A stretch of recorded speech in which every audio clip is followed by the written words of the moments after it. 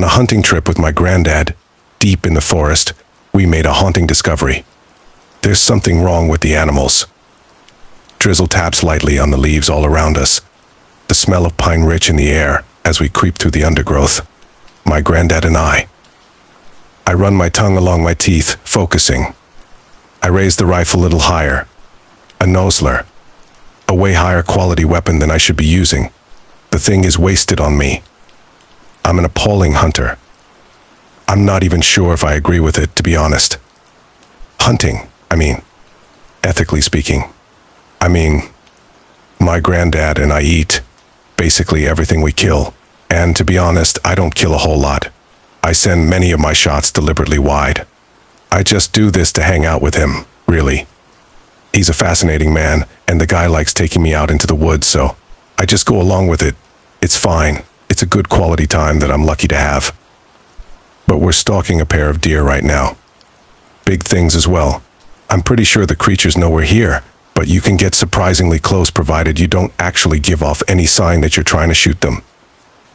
Stay low, Robbie. He murmurs through the side of his mouth. Move to your right past the bush, then it's a clean shot. Take it when ready. I like my name. Named after the man beside me, as it happens, Robert. He being Robert I, and me of course Robert I. I nod and creep into position, taking careful aim as instructed. I see a thumbs up in the corner of my eye, and I shoot. I miss. The sound ricochets around the forest and birds burst from a nearby tree, shooting up towards the sky. The deer wheeled around in a panic and made to leave. "Go damn it," my granddad mutters and raises up from behind the bush, bringing his rifle with him and firing off a quick shot. My ego is somewhat relieved by the fact that he misses too, and we both watch as the deer disappear into the undergrowth and shadow of the forest. The man lowers his weapon and looks at me. I do the same and give him a shrug. We hold eye contact for a second. Then, he breaks with a chuckle, shaking his head. "Damn it, Robbie. Every time I think I've taught you something, you manage to pull off some magnificent blunder, just like that." "Hey, well, you know what they say, you shouldn't judge a fish on its ability to climb a tree. I ain't judging you on your tree climbing ability. You're my grandson. I'm judging you on your ability to swim, fishy." I point to the shattered branch my granddad caused when he fired his shot. I truly am learning from the best. "Bastard," he snorts with a laugh, thumping me on the chest. "Come on, let's track him. Plenty daylight left." We push around the bush and head through the little clearing, stepping over a fallen log and making to follow the route the deer both took. But my granddad suddenly stops and holds up his hand with his head cocked to the side.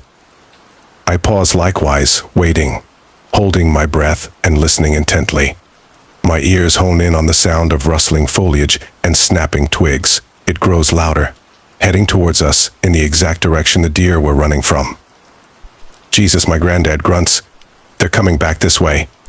They'll have seen a butt he is cut off by the sudden emergence of the deer through the bushes ahead, rushing right at us from the green, gloomy shade." "Shit," I shout out loud in a panic. The deer make no attempt to run around us in the slightest and run instead directly towards our position. I raise the rifle and take rapid, shaky aim.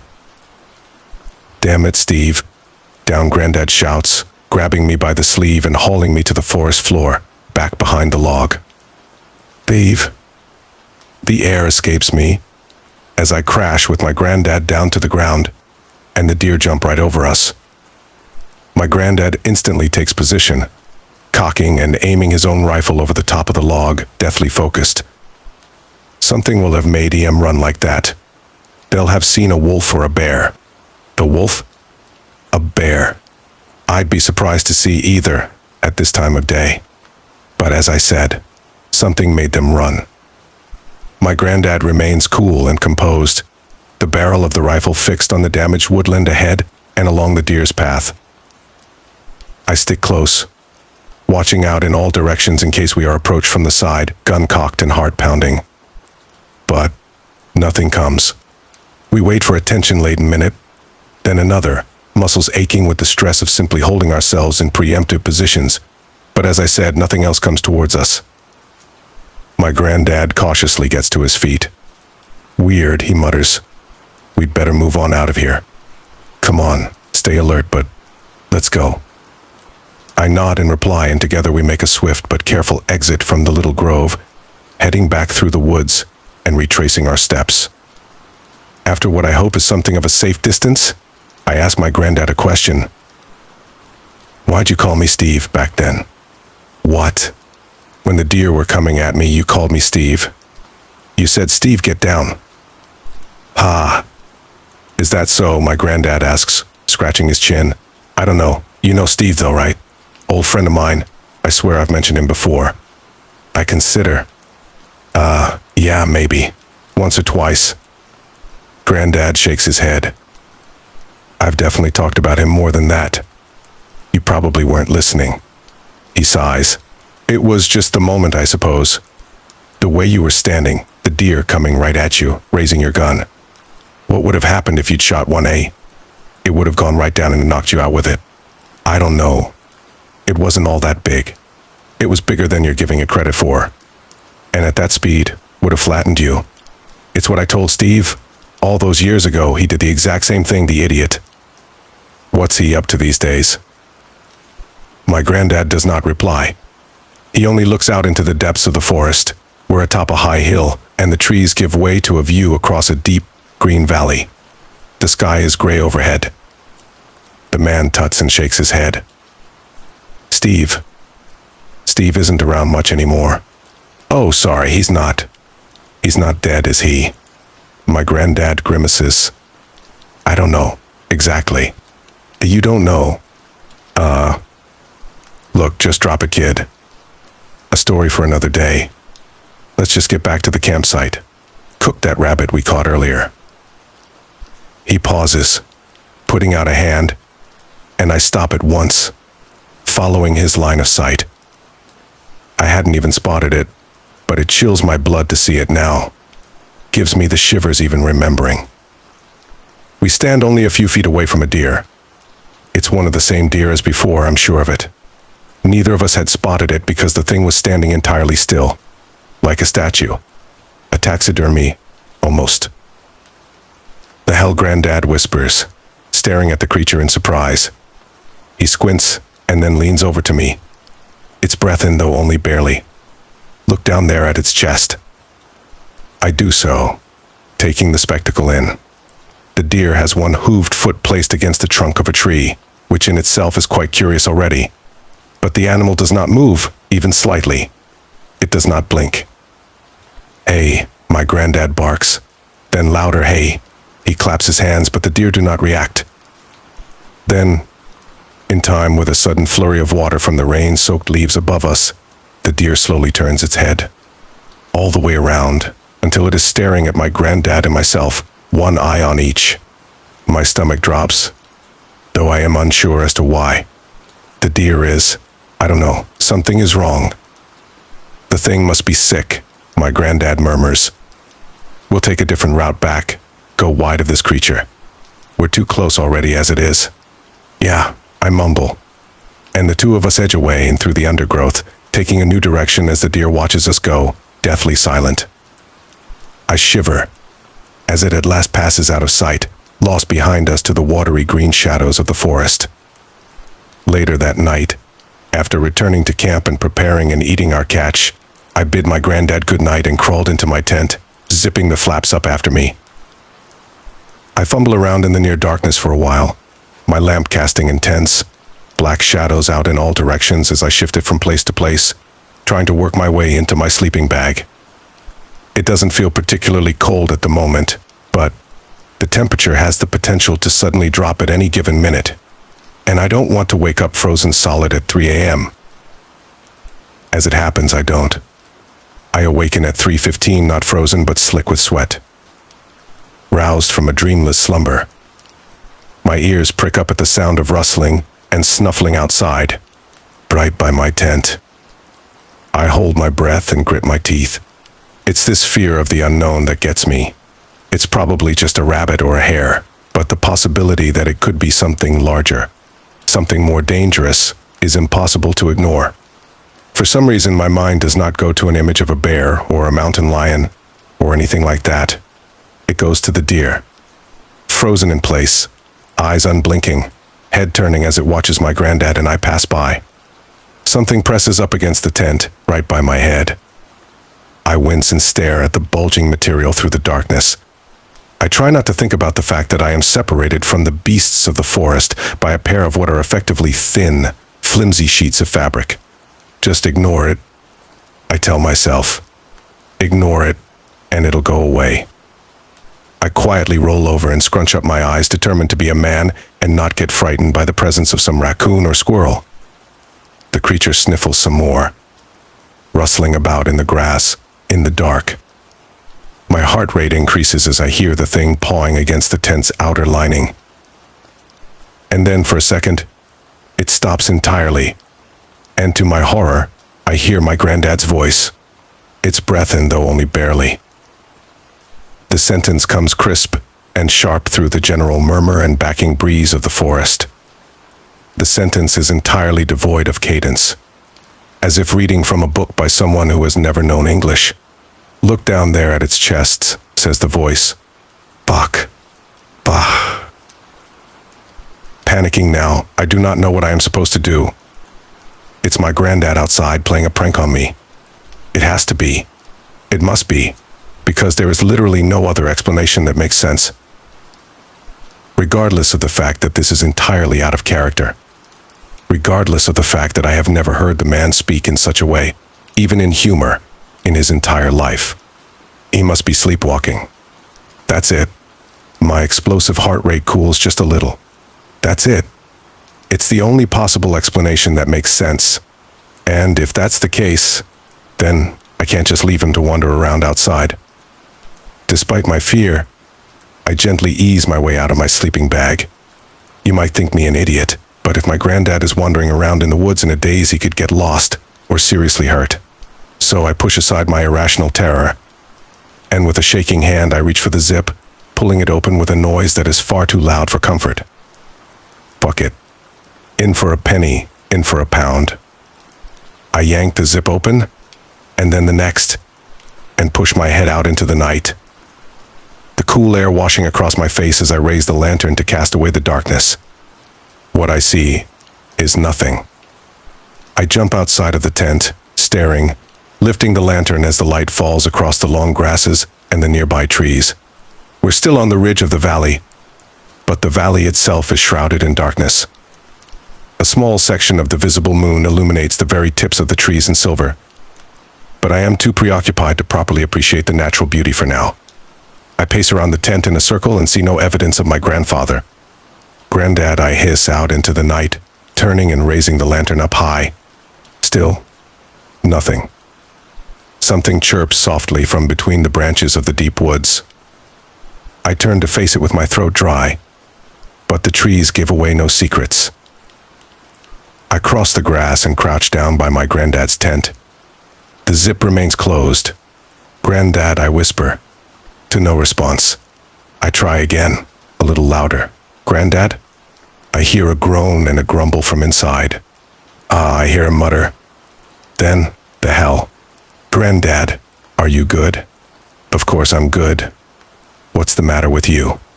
All right. Nothing. See you tomorrow. He murmurs something under his breath and I hear the rustle of his sleeping bag as he rolls over.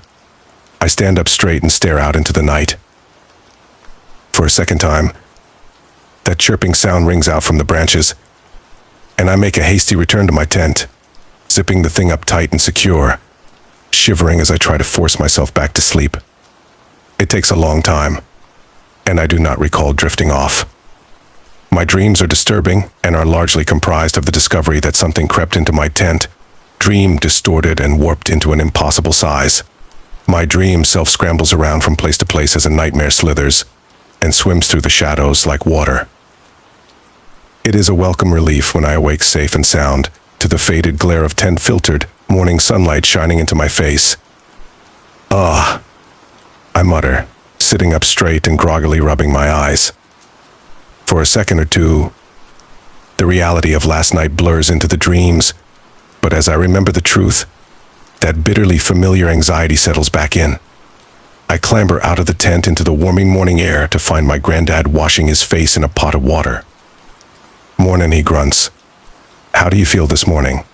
"Not great, to be honest," I reply. "You were sleepwalking last night." Granddad glances up at me but continues with his routine. "No, I don't sleepwalk." "You were mumbling nonsense and bashing into my tent at like 3 a.m., I tell him. "I came to check on you, but you must have just gone back to bed." My granddad pauses and looks right at me.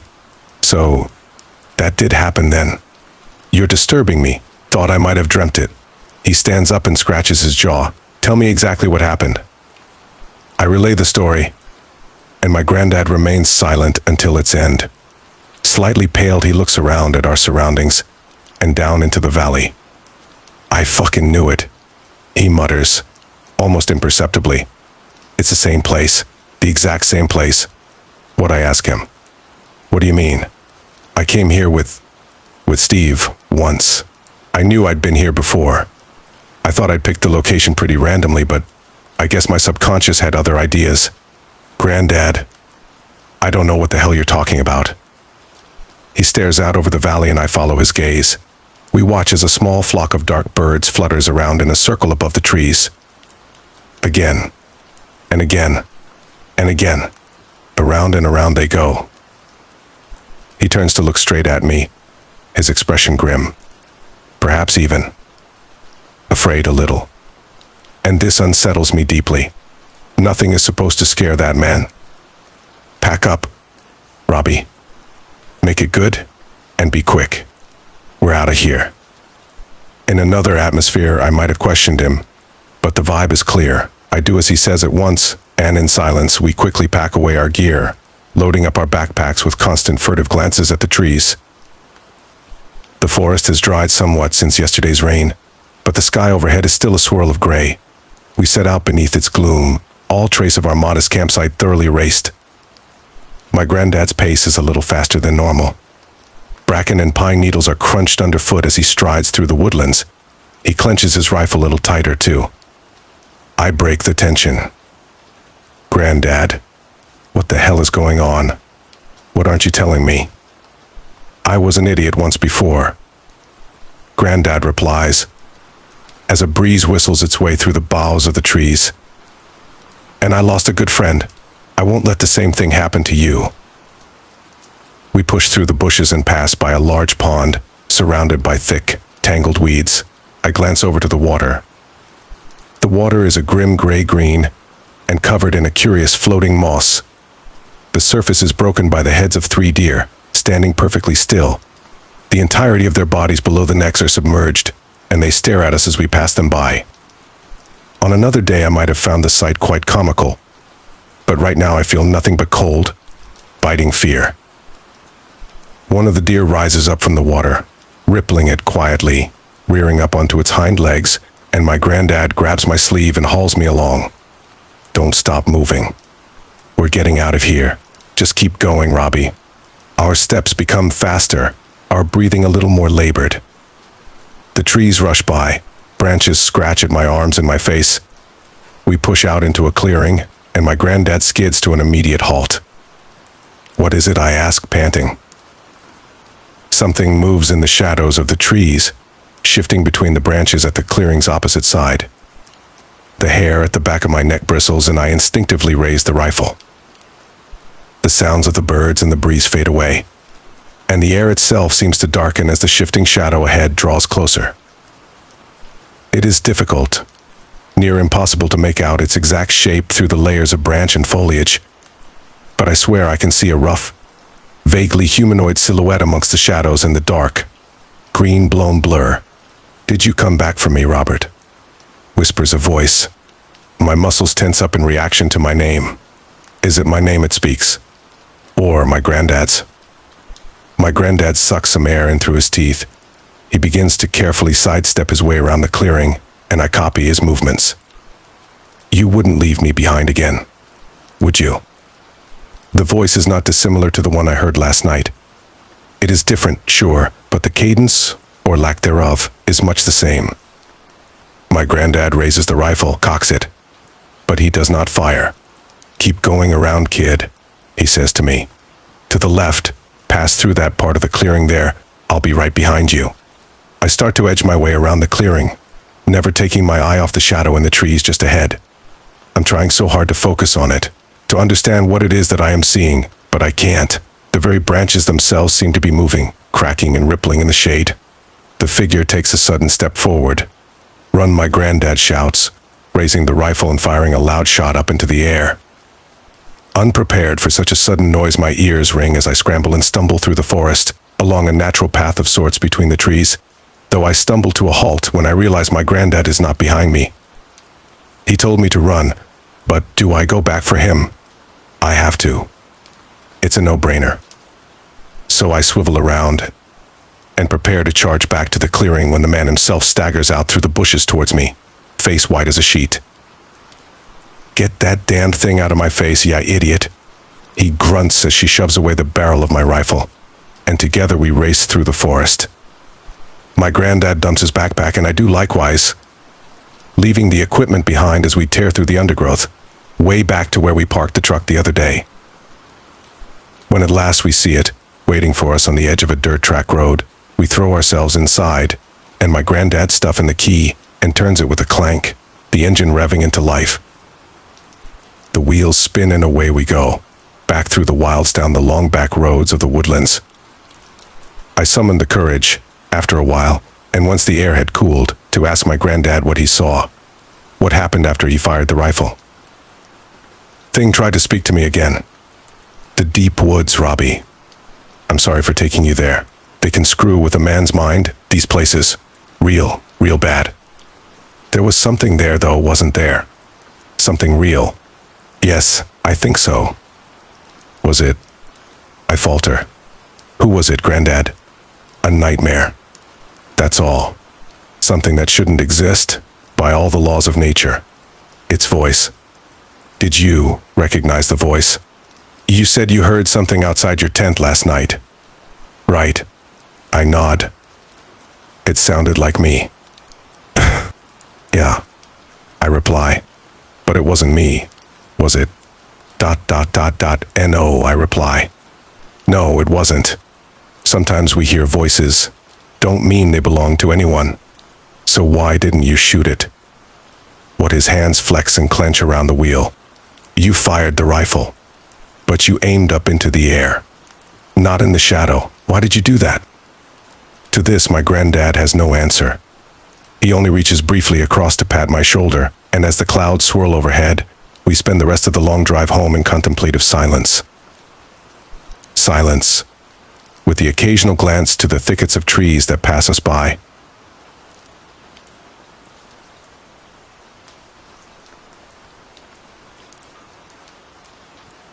I stay away from the house at the end of the street now. The house has been at the end of Thompson Road as long as anyone could remember, yet there's no one still alive who remembers anyone ever living in it. It was a remnant of an era when Victorian-style architecture was still prevalent, yet it had been left in disrepair. Windows boarded over, paint fallen off, shingles missing here and there.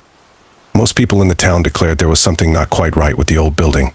Some rumors stated that the few people who tried to move in left promptly afterward seeking other residences. I remember when I was a young boy there was an older gentleman who would care for the grounds, cutting the grass and making small mending to the surrounding fence. He was a kindly old man who wore a corduroy jacket and a flat cap. He almost had the appearance of a man from a different time and place. Most children avoided walking by Thompson Road on their way home from school, yet the old house had a curious draw to me back then, and I often liked to stare at it in the dying light of the autumn days. It was in these days I became acquainted with the old caretaker who told me his name happened to be Mr. Thompson, just like the road. Most of the town children had seen Mr. Thompson tending to the old house, and naturally, as is the pastime of children, created stories and rumors about him. Many said he lived in the house waiting to trap any poor soul foolish to wander on the property by locking them in the cellar. Others said he was an escaped prisoner using the old place as a hideaway from the police. I didn't believe the rumors going around about him for a second, but the house drew my curiosity nonetheless. My acquaintance with Mr. Thompson began with my troublesome self committing the act of trespassing. My act of mischief had been inspired by one of the playground stories I had heard earlier that day from one of my classmates. He said that he had skulked about the property, peering into cracks along the boarded-up windows. He told me and several other kids how it looked as if someone was still living there, and the peculiar fact that no pictures hung in the place save for one wall in the living room. Given I had taken an interest in the old place, I naturally decided that day to see for myself. I climbed the fence that afternoon in October and skulked ever so closely to the first window I saw. As I peered inside, I was shocked to notice that the interior looked very much like someone had been in fact living there. Furniture and decor, the Victorian style still so present, was set like the previous residents had just left and would return any minute.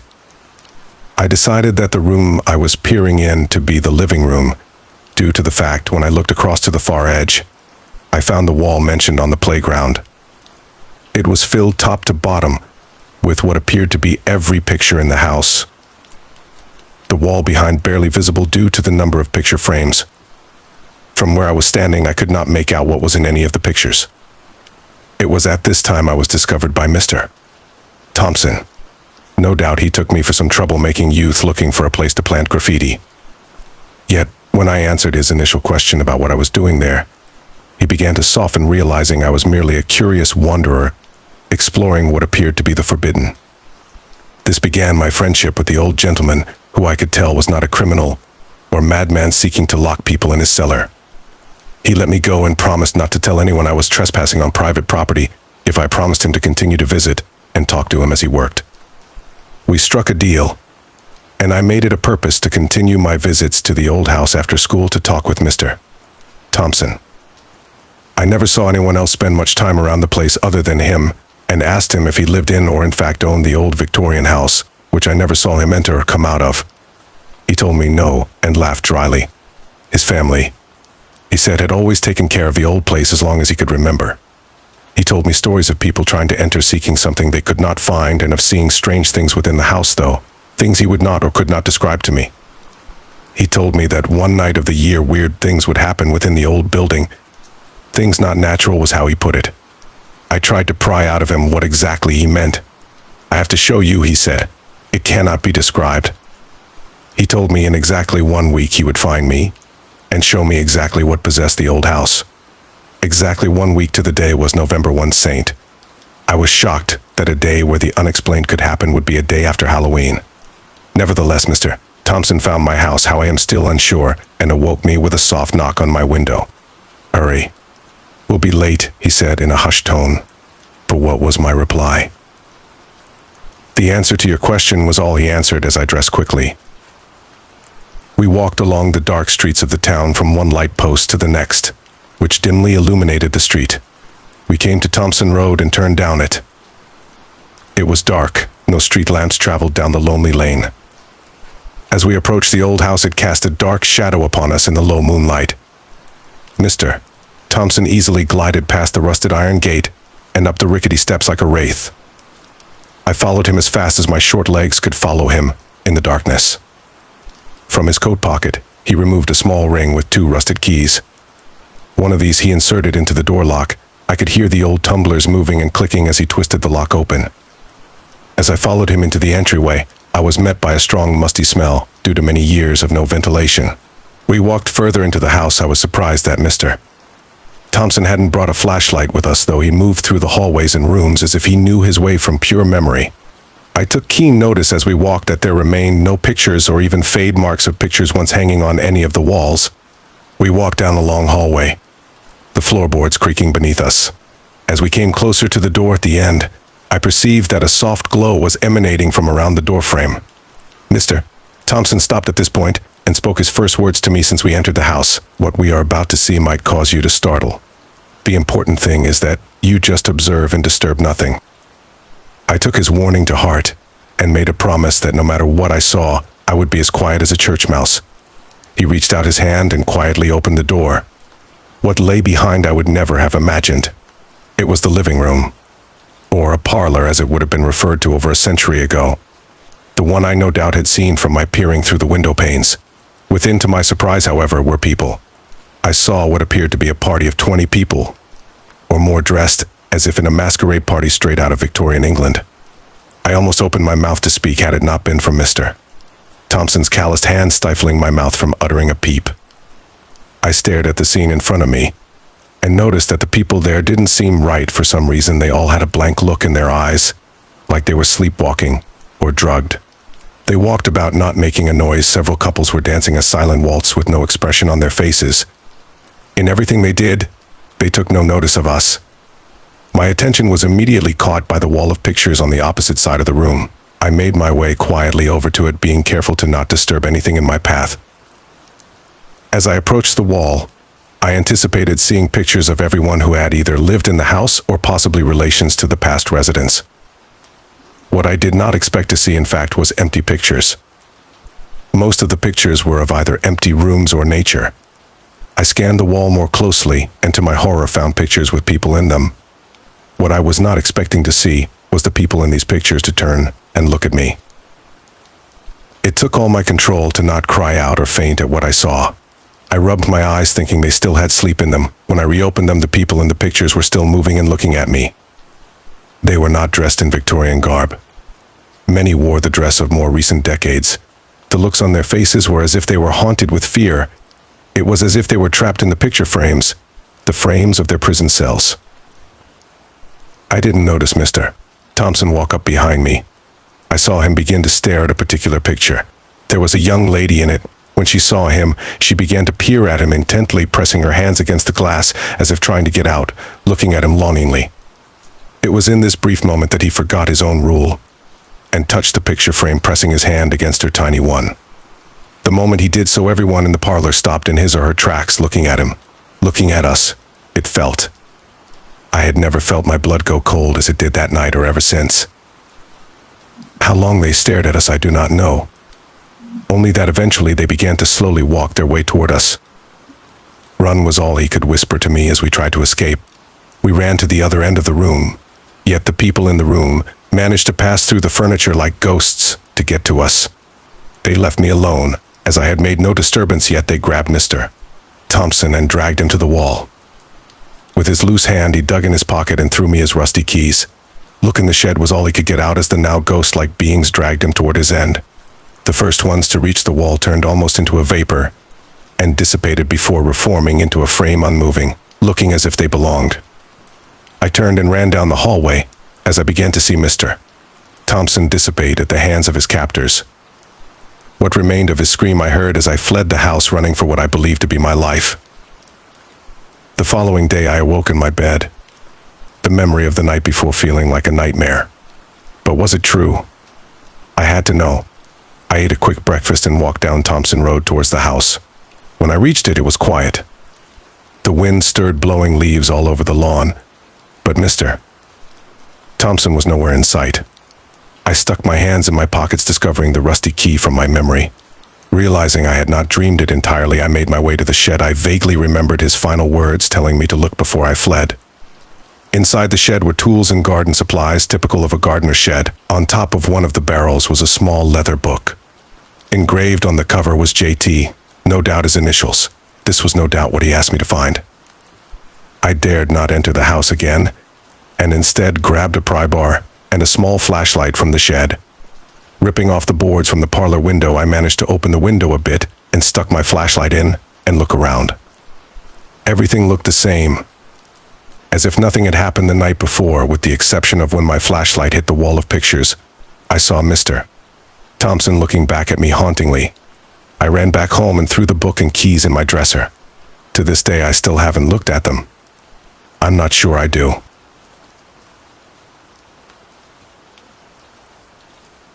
I need to tell someone about this.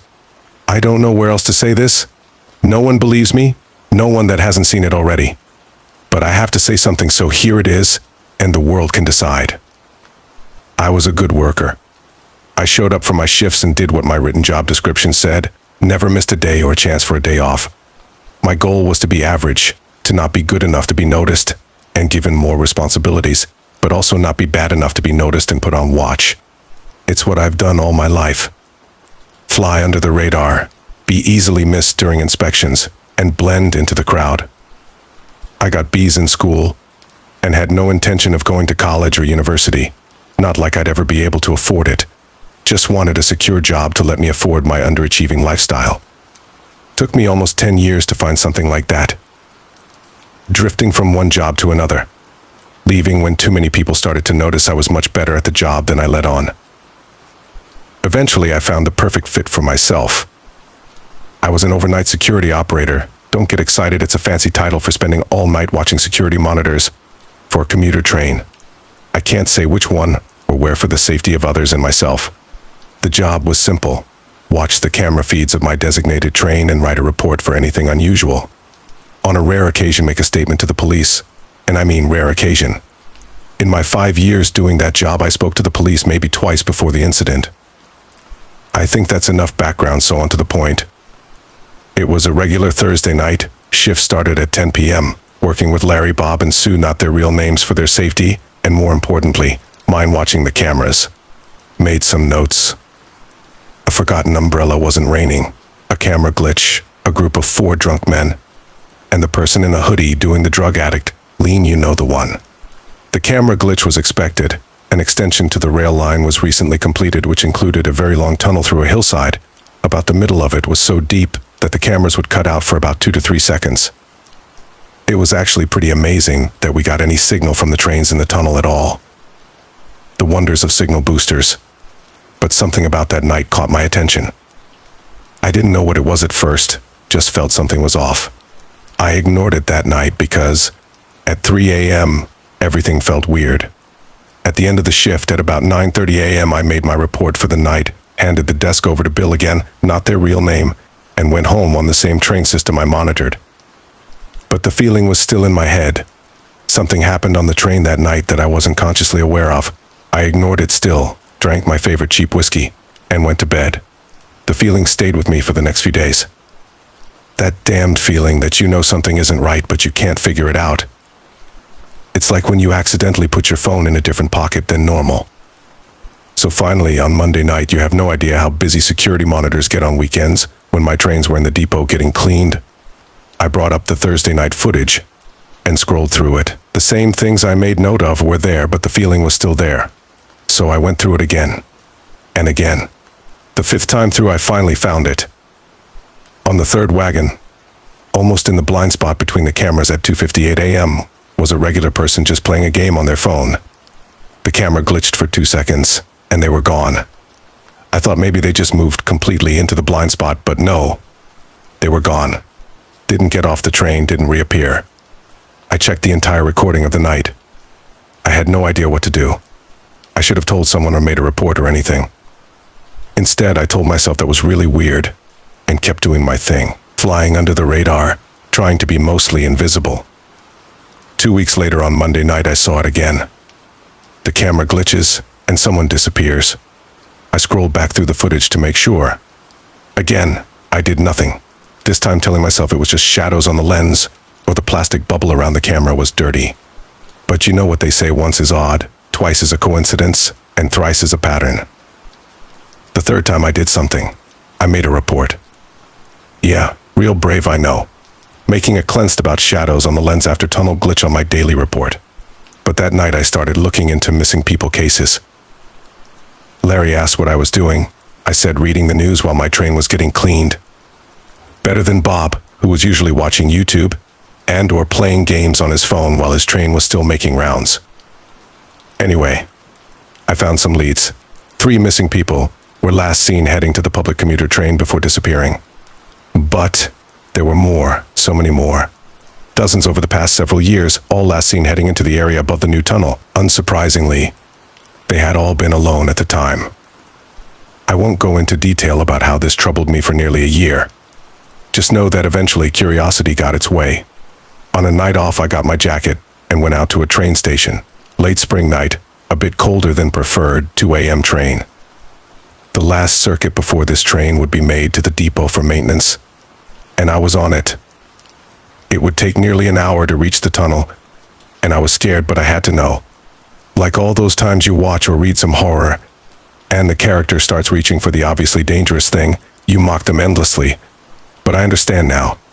Fear of the unknown is strong, and just seeing what is obviously evil will help you put it out of your mind. But I knew the rules. Be ready to run, have 2 exits planned, and don't look back. I sat near the door because I didn't want to stand the whole time. And when the train finally barreled into the tunnel, I started to regret my choice. It was nearly a mile long and had just enough room for the train and a very brave worker on each side. I watched my watch at 2:59 a.m. and ticking closer to 3 a.m. Tick, tick, tick. Who knew a 20-year-old analog watch could be so ominous? But then my watch stopped. I looked out the windows and the train had stopped. Not rolled to a stop like trains need to do. Just a complete dead stop, and I didn't notice. But the lights on the walls were stretched out. The effect that you can only see when you're moving past them really fast in the dark. My first thought, being a sci-fi fan, was that time stopped, yet I moved. Then I heard a scream and footsteps at the end of the train behind me. I thought about the rules of survival I made, and then thought about time being stopped. Would the doors open? Would I be safe jumping from the train? I've seen what happens when someone gets clipped by a train, one of the reasons I had to speak to police, and it's messy. I heard another scream, desperate and afraid. Then the sound of someone tumbling to the floor, and something scratching over the floor. A phone bounced off my foot and spun to a stop in front of me. I looked down at it as the screams behind me grew more horrified and pained. I dared to look at the window to see the reflection of what was happening. And the best I can say is smoke pouring over someone, but it was completely shredding the person like a blender, but not making a noise and vacuuming up the shreds. Some mental fortitude I didn't know about kept me from puking and stock still. The screams eventually came to a wet gurgling end, and in the reflection, I saw a pair of lights flick on in the smoke. Looking back, they were eyes, but in the moment they were 2 neon blue lights looking at the window, then making eye contact with me in the reflection. I held my breath. The smoke soundlessly glided up the aisle, and I kept still, not moving at all, keeping my eyes exactly where they were focused before. It drifted closer and closer to me, and by God, I wanted to cry. It hovered there, letting me catch a scent, and I want to say it smelled like something burning, or like rotten death or anything bad. But it was worse, so much worse. It smelled like cooked pork, lightly burnt. It hovered for what felt like hours beside me. I was desperate for air. My eyes were burning from not blinking, and those neon lights were staring into my soul. Then the train wobbled as it passed a bend. I have no idea when the thing disappeared or when time resumed. Felt like I blacked out for a moment, but I know that's not what it was. I sat there in my seat, blinking and breathing deeply to recover. And then I looked down. The phone was still on the floor near my feet. I left it there, but I kept staring at it, like when you notice broken glass on the ground, and focus on it so you can avoid stepping in it. At the next station, I got off the train and went to an always open fast food place. I got a coffee and started writing this. It would be 2 hours until a train back to my apartment, one that takes the old, long route around the tunnel. I didn't sleep that day. How could I after watching someone get shredded and devoured? So I sat at my PC and wandered through my games library all day. Think I fell asleep a couple of times for maybe an hour. The next night I went to work like normal, focused on my usual behavior. But after 2 hours I was called into my supervisor's office. It was relatively normal. They check in with night shift people every few months to make sure we're doing okay, see if we want to change to the day shift for mental health. Was all normal until he put his clipboard down and off to the side. He took a deep breath and looked at me. Like really looked. That deep penetrating look when someone can see through your lies. "You saw it," he said. 3 simple words that felt like he was telling me I had a fatal, incurable illness. I just nodded. "You have 2 choices now. Like all of us that know. Either you leave and find a new job and never speak of the incident because you will be a suspect in the disappearance, or you keep doing your job as you always have, but with a raise to ignore the camera glitches." I sat for a while, assuming I had to make a choice then and there. That conversation has been burned into my brain. I still remember it verbatim, and I wish I could say I made the morally correct choice. But I'm an underachieving coward, always looking to take the easy path. So I still watch the cameras through the night, but with some extra money to ignore the occasional camera glitch on the extension. I found out accidentally that Larry and Sue also knew about the incidents and made the same choice I did. And we all knew the same amount of nothing, and we prefer it that way.